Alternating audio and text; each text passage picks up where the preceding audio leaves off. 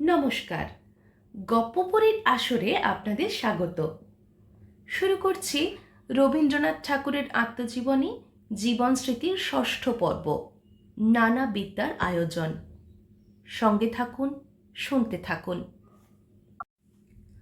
তখন নর্মাল স্কুলের একটি শিক্ষক শ্রীযুক্ত নীলকমল ঘোষাল মহাশয় বাড়িতে আমাদের পড়াইতেন।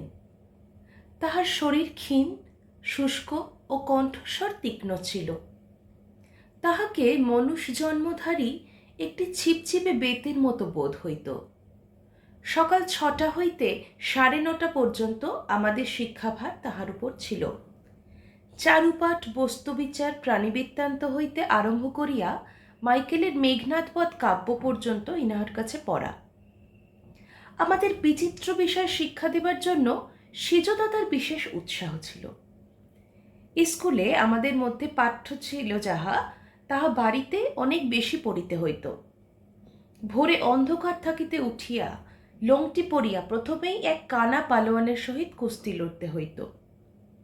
তারপর সেই মাটি মাখা শরীরের উপর জামা পরিয়া পদার্থবিদ্যা, মেঘনাদবধ কাব্য, জ্যামিতি, গণিত, ইতিহাস, ভূগোল ইত্যাদি শিখিতে হইত। স্কুল হইতে ফিরিয়া আসিলেই ড্রয়িং এবং জিমন্যাস্টিকের মাস্টার আমাদিগকে লইয়া পড়িতেন। সন্ধ্যার সময় ইংরাজি পড়িবার জন্য অঘোরবাবু আসিতেন। এইরূপে রাত্রি ৯টার পর ছুটি পাইতাম। রবিবার সকালে বিষ্ণু দত্তের কাছে গান শিখিতে হইত।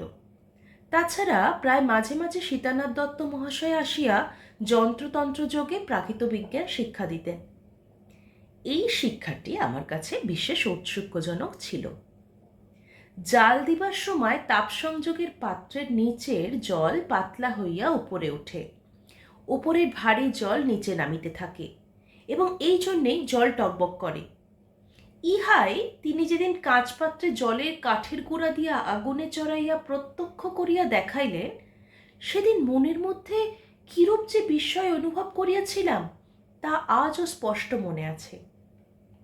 দুধের মধ্যে জল জিনিসটা যে একটা স্বতন্ত্র বস্তু, জাল দিলে সেটা বাষ্প আকারে মুক্তি লাভ করে বলিয়াই দুধ গাঢ় হয়, এ কথাটাও সেদিন স্পষ্ট বুঝিলাম। যে রবিবারে সকালে তিনি না আসিতেন, সেই রবিবার আমার কাছে রবিবার বলিয়াই মনে হইত না। ইহা ছাড়া ক্যাম্বেল মেডিকেল স্কুলের এক ছাত্রের কাছে কোনো এক সময় অস্থিবিদ্যা শিখিতে আরম্ভ করিলাম। তার দিয়া একটি নরকঙ্কাল কিনিয়া আনিয়া আমাদের স্কুল ঘরে লটকাইয়া দেওয়া হইল। ইহারই মাঝে এক সময় হেরম্ব তত্ত্বরত্ন মহাশয় আমাদিগকে একেবারে মুকুন্দং সচ্চিদানন্দং হইতে আরম্ভ করিয়া মুগ্ধবোধের সূত্র মুখস্থ করাইতে শুরু করিয়া দিলেন। অস্থিবিদ্যার হারের নামগুলো এবং বোপদেবের সূত্র দুয়ের মধ্যে জিত কাহার ছিল তা ঠিক করিয়া বলিতে পারি না। আমার বোধহয় হাড়গুলি কিছু নরম ছিল। বাংলা শিক্ষা যখন বহুদূর অগ্রসর হয়েছে, তখন আমরা ইংরেজি শিখতে আরম্ভ করিয়াছি। আমাদের মাস্টার অঘোরবাবু মেডিকেল কলেজে পড়াইতেন। সন্ধ্যের সময় তিনি আমাদিগকে পড়াইতে আসিতেন। কাঠ হইতে অগ্নি উদ্ভাবনটাই মানুষের সকলের চেয়ে বড় উদ্ভাবন, এই কথাটা আমি শাস্ত্রে পড়িতে পারি। আমি তার প্রতিবাদ করিতে চাই না, কিন্তু সন্ধেবেলায় পাখিরা আলো জ্বালিতে পারে না, এটা যে পাখির বাচ্চাদের পরম সৌভাগ্য, এ কথা আমি মনে না করিয়া থাকিতে পারি না। তাহারা যে ভাষা শেখে সেটা প্রাতঃকালেই শেখে এবং মনের আনন্দেই শেখে, সেটা লক্ষ্য করিয়া থাকিবেন।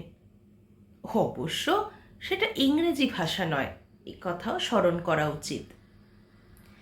এই মেডিকেল কলেজের ছাত্র মহাশয়ের স্বাস্থ্য এমন অত্যন্ত অন্যায়রূপে ভালো ছিল যে তার ৩ ছাত্রের একান্ত মনের কামনা সত্ত্বেও একদিনও তাকে কামাই করিতে দেখাতে যায় নাই।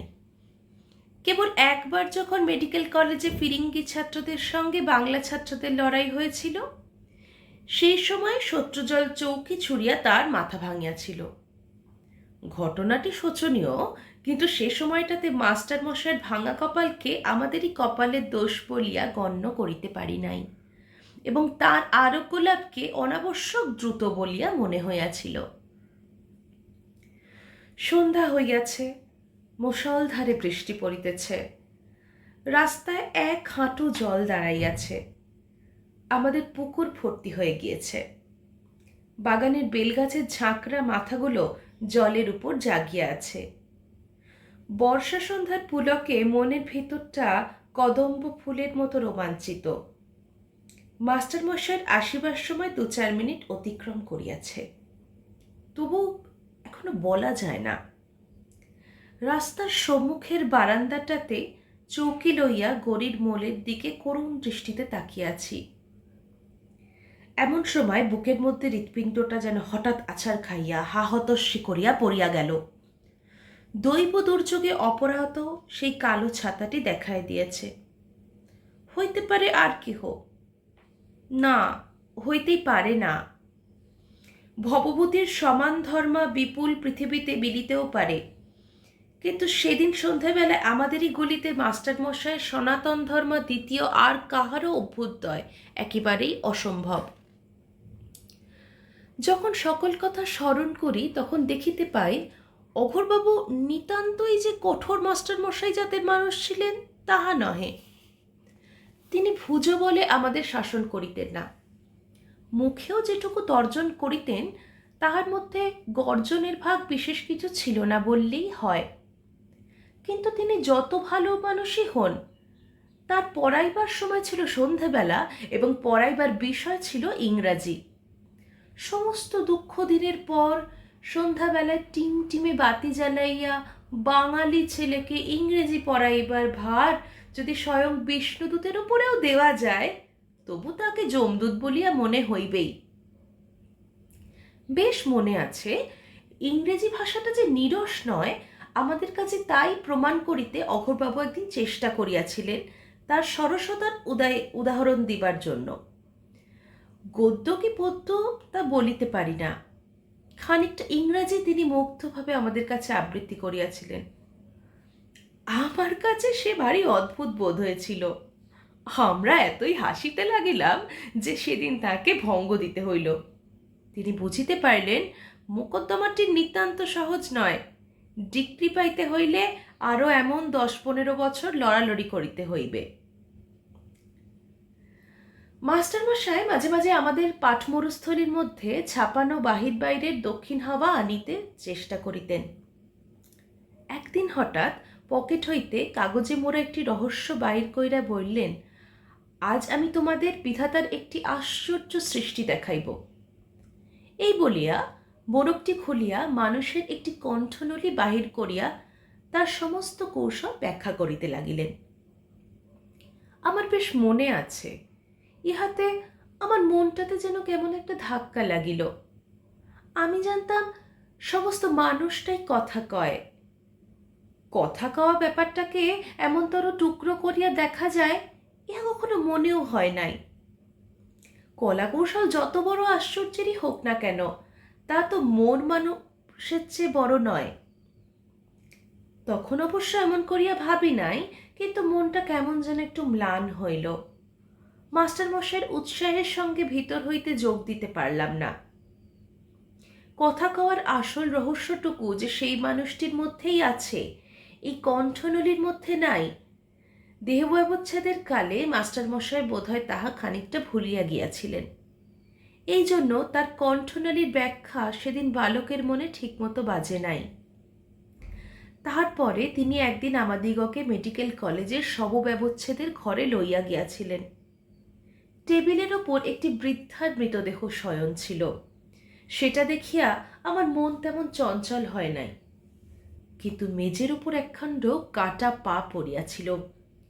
সেই দৃশ্যে আমার সমস্ত মন একেবারে চমকিয়া উঠিয়াছিল। মানুষকে এরূপ টুকরা করিয়া দেখা এমন ভয়ঙ্কর, এমন অসঙ্গত যে সেই মেঝের ওপর পড়িয়া থাকা একটা কৃষ্ণবর্ণ অর্থহীন পায়ের কথা আমি অনেক দিন পর্যন্ত ভুলিতে পারি নাই। প্যারি সরকারের প্রথম দ্বিতীয় ইংরেজি পাঠ কোনো মতে শেষ করিতেই আমাদের মক্কল স্কেয়ার্স অফ রিডিং শ্রেণীর একখানা পুস্তক ধরানো হইল। এক সন্ধেবেলায় শরীর ক্লান্ত এবং মন অন্তঃপুরের দিকে। তারপরে সেই বইখানার মলাট কালো এবং মোটা, তার ভাষা শক্ত এবং তার বিষয়গুলির মধ্যে নিশ্চয়ই দয়ামায়া কিছু ছিল না। এখনকার মতো ছেলেদের বইয়ে তখন পাতায় পাতায় ছবির চলন ছিল না। প্রত্যেক পাঠ্য বইয়ের দেউরিতেই থাকে থাকে সারবাঁধা সিলেবেল ফাঁক করা বানানগুলো অ্যাকসেন্ট চিহ্নের চিহ্ন রঙিন উঁচাইয়া শিশুপালবদের জন্য কাওয়াজ করিতে থাকিত। ইংরেজি ভাষার এই পাষাণ দুর্গে মাথা ঠুকিয়া আমরা কিছুতেই কিছু করিয়া উঠিতে পারতাম না। মাস্টার মশাই তার অপর কোনো এক সুবোধ ছাত্রের দৃষ্টান্ত উল্লেখ করিয়া আমাদের ধিক্কার দিতেন। এরূপ তুলনামূলক সমালোচনায় সেই ছেলেটির প্রতি আমাদের প্রীতি সঞ্চার হইত না। লজ্জাও পাইতাম, অথচ সেই কালো বইটার অন্ধকার অটল থাকিত। আমরা যেমনই পড়া শুরু করিতাম অমনি আমাদের মাথা ঢুলিয়া পড়িত। চোখে জলসেক করিয়া বারান্দায় দৌড় করাইয়া কোনো স্থায়ী ফল হইত না। এমন সময় বরদাদা যদি দৈবাত স্কুল ঘরের বারান্দা দিয়া যাইবার কালে আমাদের নিদ্রাকাতর অবস্থায় দেখিতে পাইতেন, তবে তখনই ছুটিয়া দিয়া দিতেন। ইহার পর ঘুম ভাঙিতে আর মুহূর্তকাল বিলম্ব হইত না। শুনছিলেন রবীন্দ্রনাথ ঠাকুরের জীবন স্মৃতি। আমার এই পাঠ যদি আপনাদের ভালো লেগে থাকে তাহলে প্লিজ আমার চ্যানেলটি লাইক, শেয়ার ও সাবস্ক্রাইব করে দেবেন। আজ আসি, দেখা হচ্ছে আগামী পর্বে। নমস্কার।